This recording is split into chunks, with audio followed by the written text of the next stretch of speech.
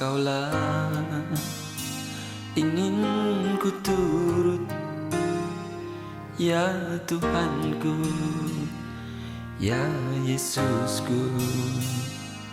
Karena semua dosa-dosaku Kau tebus dengan darah-Mu.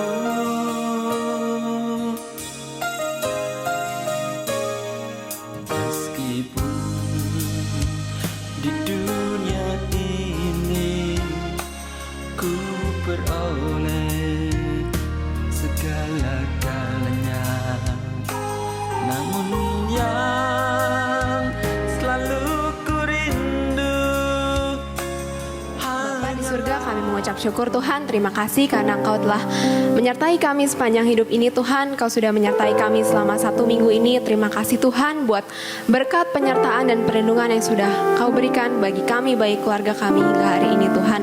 Terima kasih Bapa kalau kami boleh berkumpul di tempat ini tanpa kurang suatu apapun untuk memuji dan menyembah Tuhan. Kini Tuhan kami siap memuji dan menyembah-Mu Tuhan. Kiranya Kau yang layakkan kami sehingga kehadiran kami pada pagi hari ini Tuhan bisa berkenan di hadapan Engkau dan menjadi dupa yang harum di hadapan Engkau ya Bapa.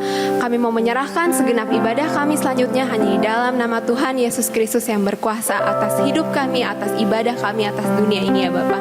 Hanya di dalam nama Tuhan Yesus kami berdoa. Amin. Saudara, saya mengundang saudara untuk bangkit berdiri. Kita mau angkat suatu lagu pujian yang berjudul Denganmu Tuhan.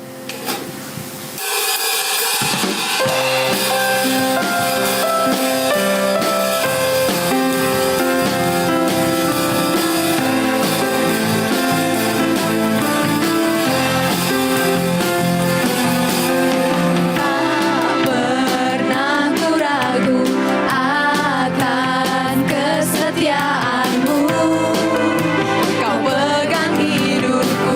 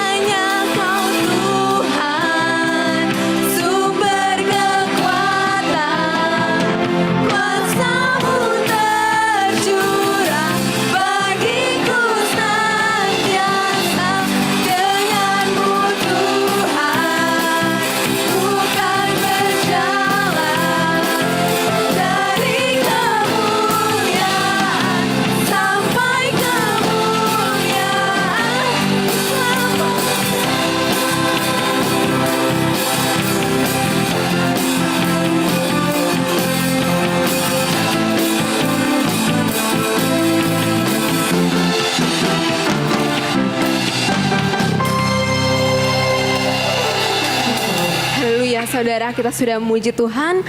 Kini tiba saatnya kita untuk masuk ke dalam firman Tuhan. Mari kita menyiapkan hati dan pikiran kita. Kita angkat suatu lagu yang menyatakan bahwa Tuhan selalu ada bersama-sama dengan kita.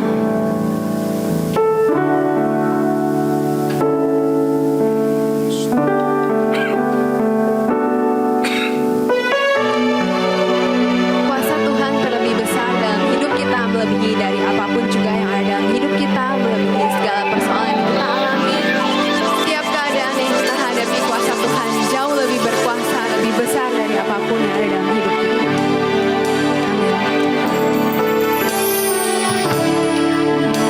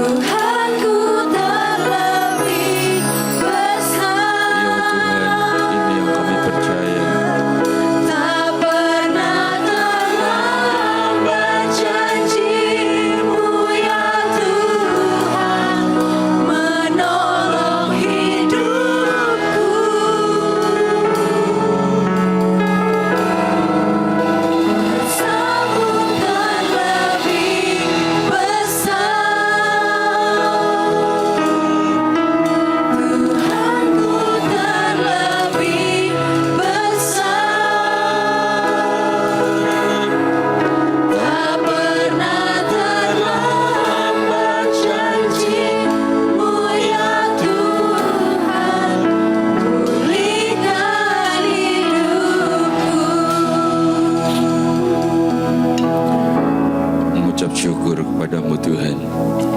Sungguh Engkau tidak pernah terlambat, Engkau selalu tepat, dan Engkau rencanamu tidak ada yang gagal.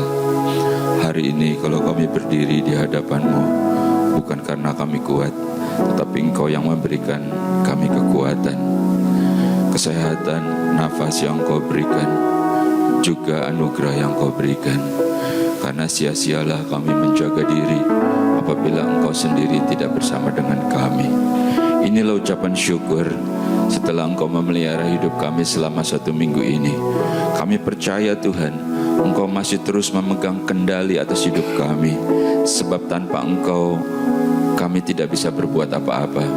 Tanpa Engkau kami akan jatuh, kesasar, bahkan kami akan hilang, bahkan kami juga akan jatuh. Itu sebabnya jangan Kau tinggalkan kami. Itu sebabnya kami perlu Engkau. Dan ketika kami bertemu dengan Engkau, itulah saatnya, saat yang paling indah, saat yang paling baik, yaitu bersekutu, karena Engkau memberikan kekuatan. Mungkin banyak hal, banyak perkara yang membuat hatimu terluka, atau mungkin ada perbuatan-perbuatan selama seminggu ini yang justru merusak rencana indahmu. Oleh sebab itu Tuhan, pada hari ini, jadikan hari ini adalah hari perkenanan itu. Buat rencana indahmu yang baru. Kami percaya Tuhan, Engkau yang memposisikan dirimu sebagai Bapa adalah Bapa yang mengasihi, Bapa yang selalu menjagai anak-anaknya. Dan ketika kami datang kepadamu, Engkau sekali-kali tidak pernah menolak kami. Bersyukurlah bahwa Engkau memilih kami. Itu sebabnya Tuhan, apapun yang Kau percayakan untuk kami lakukan, akan kami lakukan dengan sekuat tenaga, dengan sepenuh hati, sebagai ucapan syukur kami kepadamu. Memberkati setiap kami yang hadir. Biar kiranya segala puji, hormat, dan sembah kami naik ke hadapan hadirat-Mu dan menyenangkan hati-Mu Tuhan. Sekarang saatnya Engkau yang berbicara bagi kami. Berbicaralah pribadi lepas pribadi. Engkau yang tahu persis kebutuhan kami, Engkau yang tahu persis permasalahan kami. Dan kami percaya bahwa Engkau lebih besar dari persoalan kami.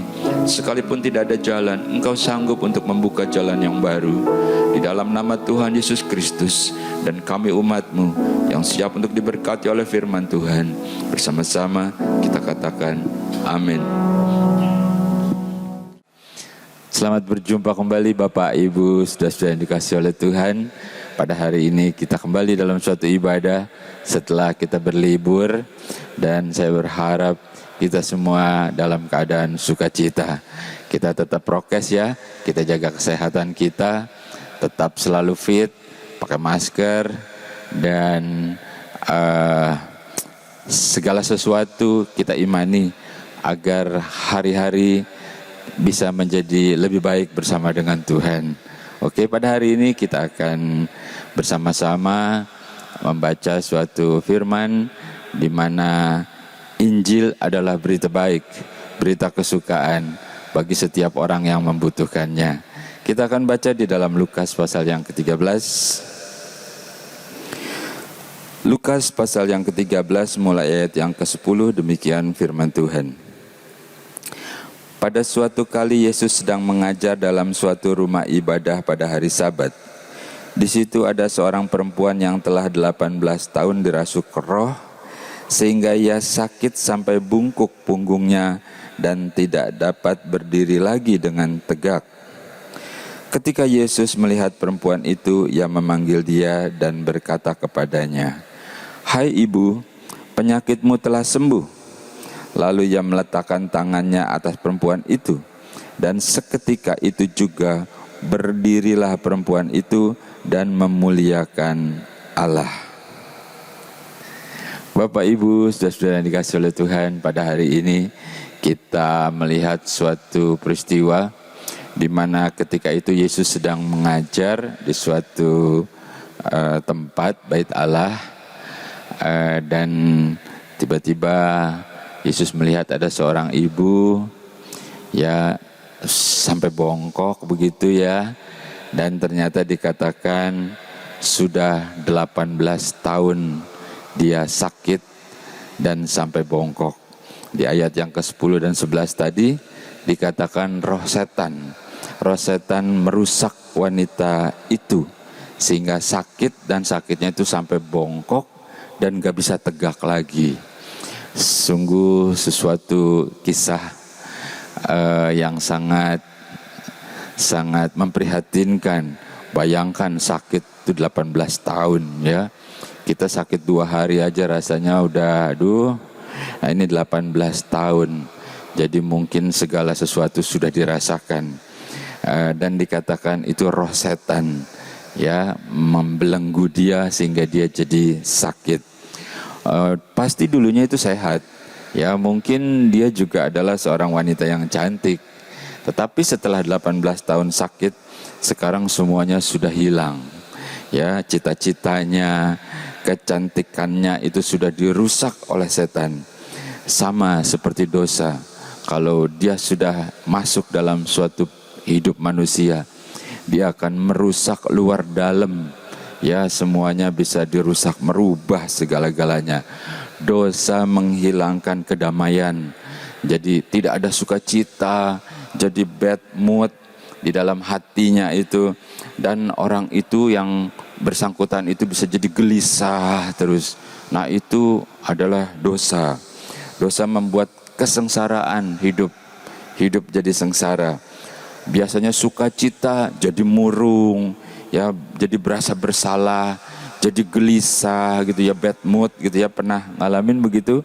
Jadi duka cita, sedih gitu ya, merasa tertuduh, itu adalah dosa. Dan penyerahan diri, kalau kita berdoa itu rasanya kita begitu sukar. Nah itu semua adalah akibat dosa. Dan wajah yang elok gitu ya, yang biasanya tersenyum berseri-seri, bisa jadi pendiam, bisa jadi berubah gitu. Nah itulah tertekan oleh dosa. Seperti si ibu ini 18 tahun ya, dia menderita sakit karena si iblis, karena dosa ini. Dulu mungkin juga selain wanita itu, mungkin wanita yang cantik, yang riang, dulu punya cita-cita gitu ya, punya keinginan. Sekarang udah habis sirna. Bukan cuma itu, mungkin keluarganya dulu, anak-anaknya masih berkeliling sama dia, saudara-saudaranya. Nah sekarang tentunya kalau sudah 18 tahun sampai bungkuk begitu, udah hidup sudah berubah gitu ya. Bisa kepikir ya, kebayang ya. Artinya kalau dulu itu rame gitu ya, sekarang satu persatu mulai meninggalkan dia, mulai menyingkir satu persatu.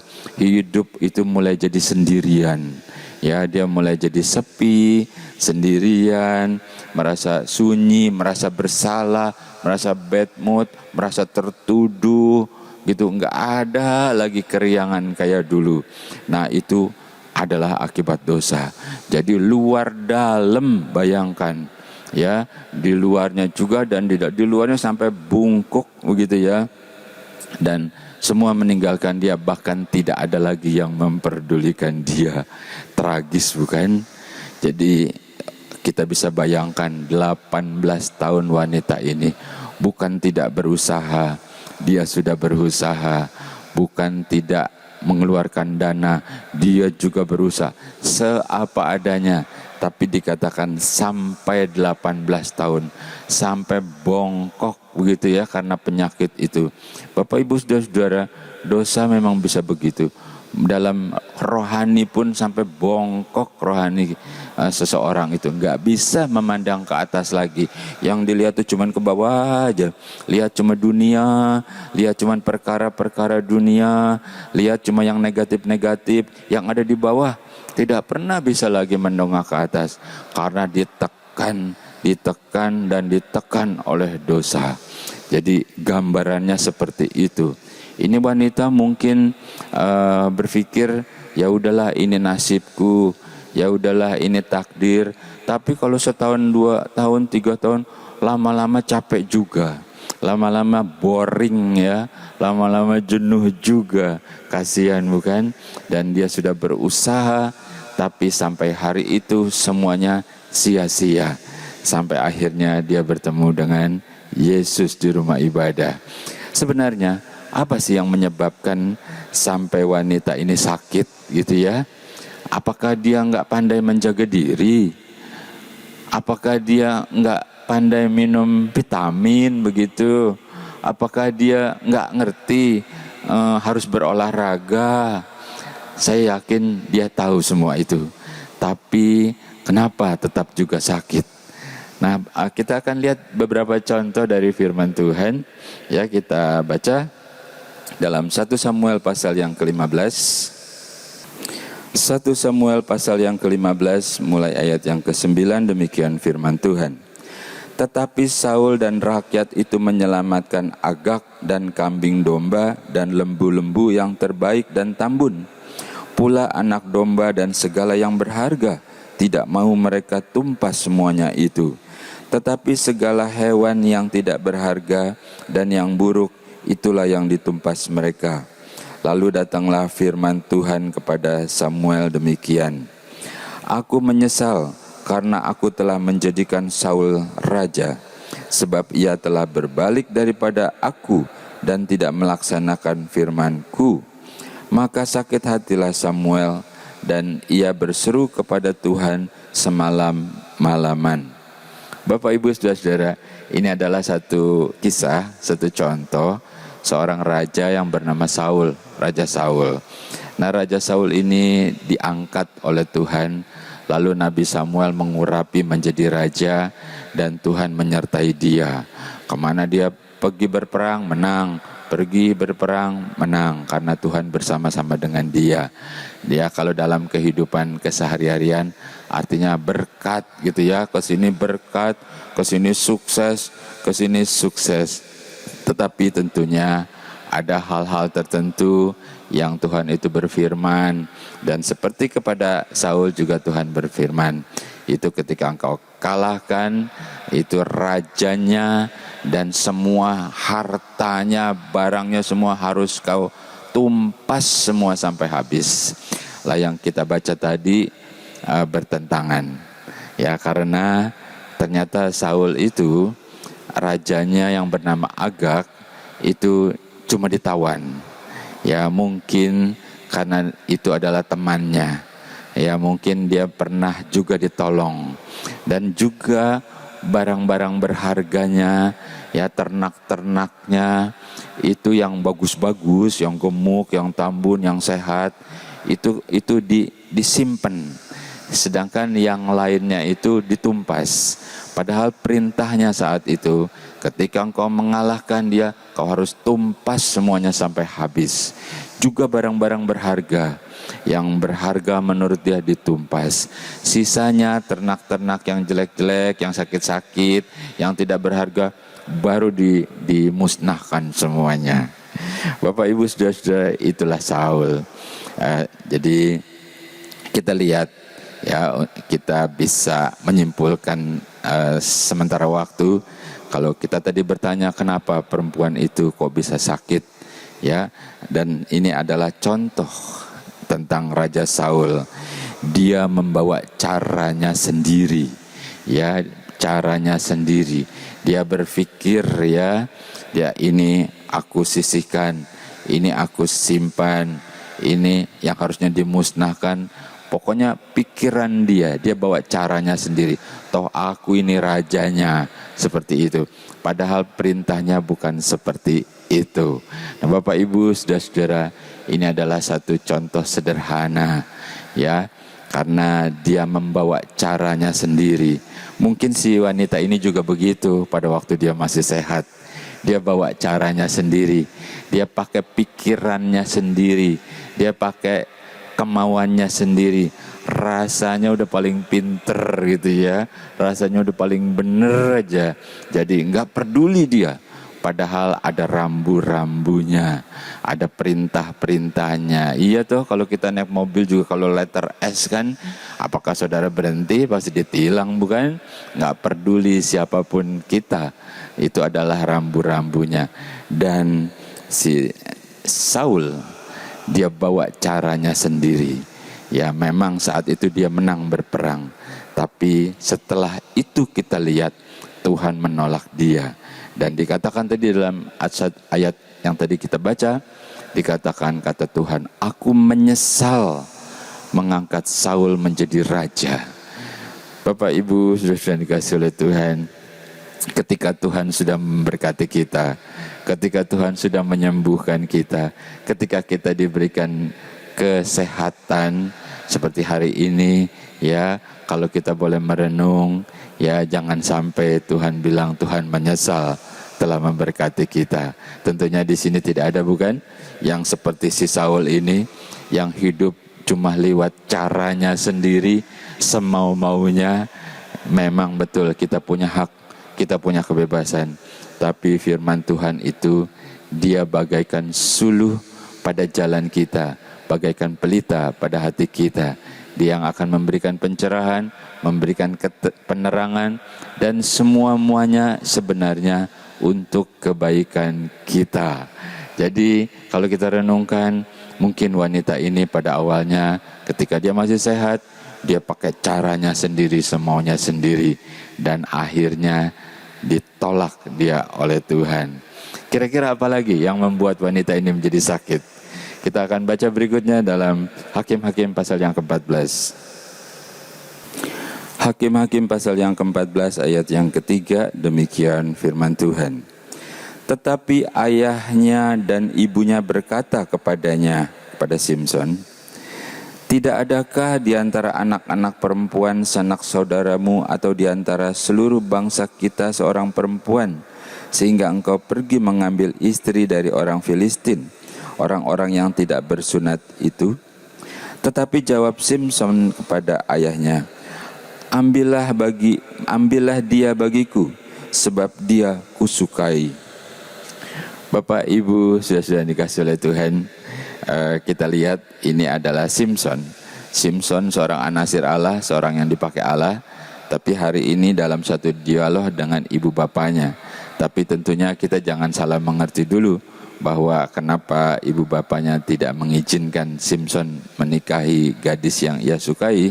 Tentunya karena dilihat dari kehidupan, dari iman dan lain-lainnya. Sepertinya seperti itu. Tetapi lagi-lagi Simson ini, dia tidak lagi mengindahkan teguran, ajaran dari Tuhan. Sedangkan dari ibu bapaknya sendiri sudah tidak lagi didengar.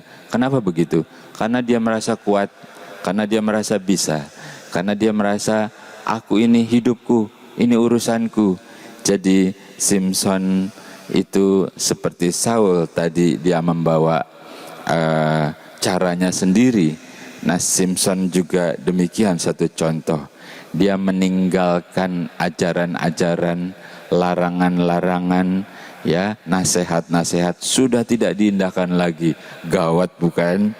Nah, akhirnya Simson pun tertolak dia. Gagal Simson. Padahal Simson itu adalah seorang anasir Allah, seorang yang dipilih, seorang yang diberikan kekuatan, seorang yang bisa diandalkan bagi bangsanya. Akhirnya Simson pun gagal. Nah, mungkin seperti itu juga Bapak Ibu saudara-saudara, dalam keadaan sehat, dalam keadaan kecukupan, dalam keadaan keberkatan, bisa jadi lupa diri, ya, bisa jadi tidak lagi ingat bahwa awalnya, tidak lagi ingat pada mulanya, tidak lagi ingat bagaimana mujizat terjadi, tidak lagi ingat. Yang diingat adalah dirinya dan dirinya sendiri. Nah, Simson ini tidak mengindahkan firman, tidak mengindahkan teguran. Simson pun gagal. Bapak Ibu saudara-saudara, sangat tragis bukan hal ini? Dan itu seolah-olah kalau dibuat grafiknya menurun. Pada awalnya nggak berasa, pada awalnya sepertinya biasa-biasa saja. Tapi pada akhirnya kita lihat perempuan ini 18 tahun dia bungkuk, tidak bisa tegak lagi. Simson satu contoh, dia itu sudah tidak lagi meringankan ajaran. Ada lagi contoh banyak, kita satu lagi ya. Oke, satu lagi kita kasih contoh lagi. Kita baca dalam Matius pasal yang ke-26, ini dalam perjanjian baru. Matius pasal 26 ayat yang ke-47, demikian firman Tuhan. Waktu Yesus masih berbicara, datanglah Yudas, salah seorang dari ke-12 murid itu, dan bersama-sama dia serombongan besar orang yang membawa pedang dan pentung, disuruh oleh imam-imam kepala dan tua-tua bangsa Yahudi. Orang yang menyerahkan dia telah memberitahukan tanda ini kepada mereka. Orang yang akan kucium, itulah dia, tangkaplah dia. Dan segera ia maju mendapatkan Yesus dan berkata, "Salam Rabi." Lalu ia menciumnya. Bapak Ibu saudara-saudara, dan contoh ini sangat jelas ya. Seorang yang bernama Yudas. Yudas ini orang dekat gitu, tapi kenapa dia berbuat demikian? Yudas ini sangat berambisi. Dia punya suatu keinginan, walaupun sebenarnya Yesus sudah tahu dan sudah menegur. Yesus memang tidak menegur langsung. Yesus berkata, "Salah satu di antara kalian." Yesus pernah bicara begitu. Itu artinya diberikan kesempatan kepada Yudas untuk tidak melakukan itu. Tetapi karena ambisinya, karena kemauannya yang membabi buta, dia tabrak segala-galanya. Ya, seakan-akan tembok pun dia tabrak juga, sehingga babak belur. Dan dengan segala cara dia lakukan itu. Dan kita lihat Yudas. Ya, Yudas ini akhirnya gagal. Dia tidak berkenan kepada Allah karena dia mementingkan dirinya sendiri. Bapak Ibu sudah dikasih oleh Tuhan, dari contoh-contoh ini saya harap bisa membuka pikiran kita. Dan perempuan yang kita baca tadi 18 tahun menderita, sakit 18 tahun karena tekanan dari dosa, tekanan dari kuasa iblis yang membuat dia sakit, bukan cuman luarnya, dalamnya juga. Itu biasanya dari dalam lalu kena kepada luarnya, sakitnya begitu demikian sampai lama-lama jadi bongkok, nggak bisa tegak lagi. Halo Bapak Ibu saudara-saudara, ya saya harap ini membuka kita dalam suatu renungan, ya, artinya dalam ucapan syukur selalu mengingatkan kita sesuatu yang baik, bukan? Firman itu selalu membawa kita untuk lebih baik, lebih bersuka cita, lebih bersungguh-sungguh, lebih beriman, lebih kokoh, lebih mengucap syukur dalam segala hal, seperti itu ya. Jadi dari contoh-contoh ini kita lihat tragis banget.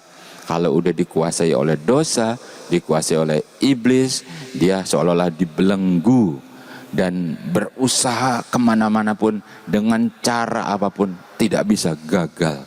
Karena manusia itu terlalu lemah, rentan banget ya. Nah, kita lanjutkan ya. Oke, berikutnya dalam ayat berikutnya, ayat yang ke-12 dikatakan, lalu wanita itu dipanggil oleh Yesus. Ya, jadi mungkin wanita ini karena bongkok, sakit, malu mungkin ya. Jadi pasti kalau dalam rumah ibadah duduknya mungkin di pojok, di belakang, nunduk terus gitu ya. Atau mungkin juga saudara-saudara yang lain itu menyingkir sama dia gitu. Tapi ya satu hal yang kita lihat sangat baik. Sebab ibu ini ada di rumah ibadah. Artinya ibu ini mau mendengarkan firman. Artinya ibu ini mempunyai niat karena dia sudah dengar tentang Yesus. Dia sudah dengar tentang kabar baik, tentang kesembuhan, dengan kemurahan, dengan anugerah. Jadi dia berusaha. Walaupun mungkin dia ada di deretan belakang mungkin ya, tapi dia berusaha. Dan ini sesuatu yang positif, bukan? Dan ibu ini mau melakukan sesuatu. Dia cari jalan dan kali ini jalannya adalah benar. Artinya dia sudah dengar, dia percaya, lalu dia datang. Dia cari Yesus. Itu adalah iman. Itu adalah iman. Sebab Ibrani mengatakan bahwa iman adalah dasar dari segala sesuatu yang kita harapkan dan bukti dari apa yang belum kita lihat. Ibu ini belum sembuh, ibu ini belum mendapat apa-apa, tapi dia percaya. Itu sebabnya dia ada di rumah Tuhan. Dan Yesus tahu, walaupun orang banyak, Yesus tahu setiap pribadi. Halo Bapak Ibu Saudara, begitu juga kita hari ini, bukan? Ketika kita ada dalam satu ibadah, apapun yang menjadi permasalahan kita, kesukaran kita, kesulitan kita, Yesus tahu masalahmu. Yesus paham, dia mengerti. Itu sebabnya kalau kita datang kepada Tuhan, kita dalam satu ibadah, engkau harus kuatkan imanmu bahwa Tuhan kenal engkau, dia tahu permasalahanmu. Itu sebabnya ketika engkau berdoa, dia pun akan menjamah. Dan ibu ini dilihat lalu dipanggil. Jadi ibu ini dipanggil oleh Yesus gitu ya. Mungkin dia agak takut-takut tentunya karena dia itu sakit. Ya biasanya kalau sehat, gagah, cantik, ganteng gitu kan ya. Tapi ibu ini dikatakan sudah bongkok karena sakitnya aja 18 tahun. Dan ketika dipanggil, ibu ini menjawab, apa sih sebenarnya artinya? Kita lihat, Yesus peduli. Yesus peduli. Dia tidak cari yang gagah-gagah, yang cantik-cantik, yang kaya-kaya, begitu ya. Karena dia tidak melihat dari luar, tapi dia lihat hati. Hati ibu yang sakit ini, dia datang khusus ingin bertemu dengan Yesus. Dan Yesus tahu, Yesus peduli dan dia panggil. Halo Bapak Ibu Saudara, kalau kita ada hari ini, kita mengikuti ibadah, imani dalam hatimu bahwa sesungguhnya Yesus yang panggil engkau. Ini bukan suatu kebetulan, tapi memang dia ingin mengembalikan damai sukacitamu yang hilang. Dia ingin mengembalikan kesehatanmu yang terganggu. Dia ingin mengembalikan suasana gembira yang hilang. Dia ingin mengembalikan sesuatu yang sepertinya dicuri oleh si iblis. Itu sebabnya ya, seperti si ibu itu yang dipanggil, imani. Yesus juga memanggil kita hari ini. Dan kita mengucap syukur tentunya karena kita bersama-sama dengan Tuhan.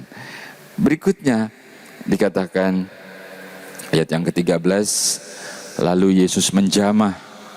Yesus menjamah wanita itu dan wanita itu jadi sembuh. Dan Yesus yang murah hati, dia bukan cuma memanggil, dia menjamah. Artinya dia menyelesaikan setiap permasalahan kita. Apakah ada yang sukar bagi Tuhan? Apakah dia kesulitan? Apakah dia kehabisan cara? Dia bisa buka jalan. Dia bisa buat caranya yang ajaib ketika dia mau melakukannya bagi kita. Dan kita perhatikan wanita yang 18 tahun ini yang berusaha keras dan gagal, hari itu dia mendapat kesembuhan. Dia menjamah dan menjadikan menjadi baru. Dikatakan setelah itu wanita itu mengucap syukur. Itulah sukacita di dalam Tuhan. Artinya ketika Tuhan lihat, dia mengerti, dia panggil, lalu Tuhan melakukan bagi kita. Bapak Ibu Saudara-saudara, biar kiranya hari ini Tuhan memberkati setiap kita. Artinya Tuhan kenal kita, artinya Tuhan lihat hati kita dan dia panggil kita bersama-sama karena dia mau menjamah kita. Biar kiranya hari ini kita semua dijamah oleh Tuhan secara pribadi melalui firman. Dan sebagai ayat penutup kita akan baca satu ayat yang sudah tidak asing lagi bagi kita. Roma pasal yang ke-8 ayat yang ke-28, demikian firman Tuhan. Kita tahu sekarang bahwa Allah turut bekerja dalam segala sesuatu untuk mendatangkan kebaikan bagi mereka yang mengasihi Dia, yaitu mereka yang terpanggil sesuai dengan rencana Allah. Bapak Ibu saudara dikasih oleh Tuhan. Jadi benarlah apa yang ditulis oleh Rasul Paulus. Dan juga kepada kita dikatakan, kita tahu sekarang bahwa sesungguhnya Allah turut bekerja dalam segala hal dalam kehidupan kita. Artinya Allah itu aktif bersama-sama dengan kita.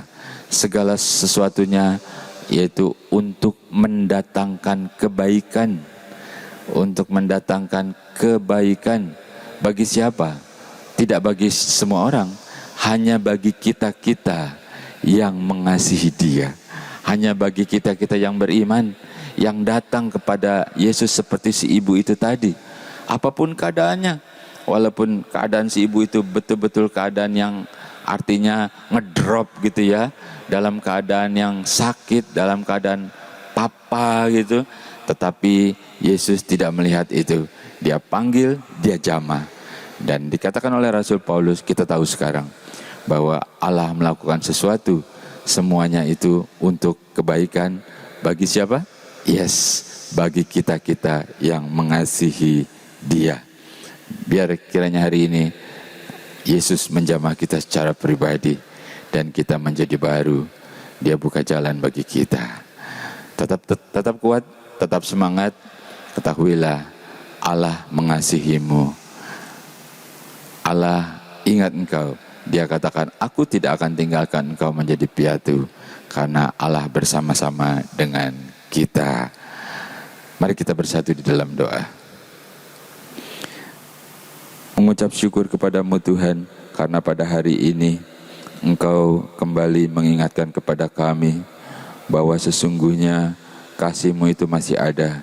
Dan betapa dahsyatnya dalam cengkeraman si iblis, dalam cengkeraman dosa yang akan memporak-porandakan kehidupan rohani dan jasmani serta menghancurkan masa depan. Tapi pada hari ini Tuhan, ketika kami datang kepadamu, Engkau lihat hati kami, iman kami. Kami percaya sesungguhnya Engkau yang memanggil kami. Dan hari ini bukan secara kebetulan, karena Engkau ingin menjamah kami. Terima kasih buat firman-Mu. Meteraikan semuanya itu dalam hati kami, mengubah hidup kami. Jadikan kami dalam hidup yang baru bersama dengan Engkau. Dan sampai kami melihat kemuliaan-Mu.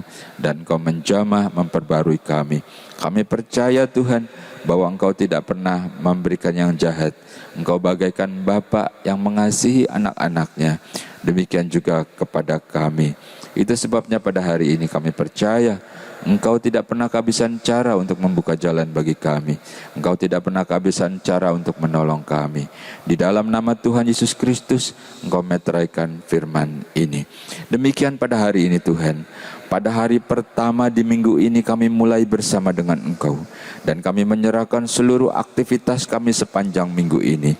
Apapun yang Engkau percayakan kepada kami, akan kami kerjakan dengan sekuat tenaga, dalam sukacita dan bersama dengan Engkau. Mereka yang berniaga, mereka yang berbisnis, mereka yang berdagang, Tuhan Kau berkati Tuhan. Apa yang dipegang oleh anak-anak-Mu Kau jadikan berhasil dalam nama Yesus. Mereka yang bekerja pun, di tempat pekerjaan mereka Engkau berkati. Anak-anak kami yang masih kuliah, mereka yang masih sekolah, berikan hikmat dan akal budi. Jagai keluar masuk mereka, jagai dalam pergaulan mereka. Kami serahkan masa depan mereka ke dalam tangan-Mu. Juga mereka yang sudah tidak bekerja sekalipun, berkati anak-anaknya, mantunya sampai cucu-cucunya. Berikan kesehatan, berikan umur panjang, sampai kami bisa melihat anak-anak dari anak-anak kami tumbuh dewasa di dalam Engkau. Di dalam nama Tuhan Yesus Kristus, inilah ucapan syukur dan permohonan kami Tuhan. Kami percaya Engkau sedang melakukan dan memberkati kami. Itu sebabnya dengan iman, dengan sukacita, kita terima berkat Tuhan. Bersama-sama kita katakan amin. Engkaulah ingin ku turut, ya Tuhanku, ya Yesusku. Karena semua dosa-dosaku Kau tebus dengan darah-Mu.